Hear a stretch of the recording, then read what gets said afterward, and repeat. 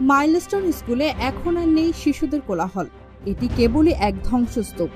সোমবার দুপুরে F-7 BGI যুদ্ধ বিমান বিধ্বস্ত হওয়ার মুহূর্তেই স্কুলটি রূপ নেয় মৃত্যুপুরীতে। প্রতিদিন যে সময় কোলাহল আর পড়ার শব্দে মুখরিত থাকত ক্লাসরুমগুলো, আজ সেগুলো খালি, শুনশান নীরবতা। ভবনের করিডোরে নেই কোনো কোলাহল ও শিক্ষার্থীদের ছোটাছুটি। আছে শুধু পোড়া বই খাতার গন্ধে ভরা বাতাস, আর আছে স্বজনদের আহাজারি।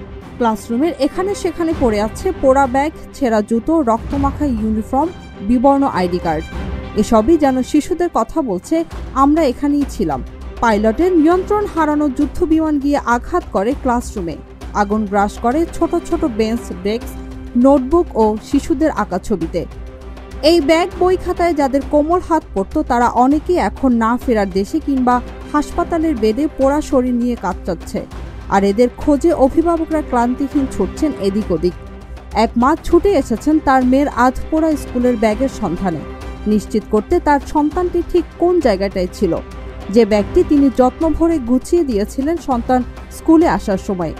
এক বাবা দৌড়ে বেড়াচ্ছেন পুড়ে যাওয়া শ্রেণীকক্ষে মেয়ের ছোট্ট জুতোটি খুঁজে বের করতে, কিন্তু কোথাও নেই শিশুরা। মুহূর্তেই হারিয়ে গেল অগণিত স্বপ্ন।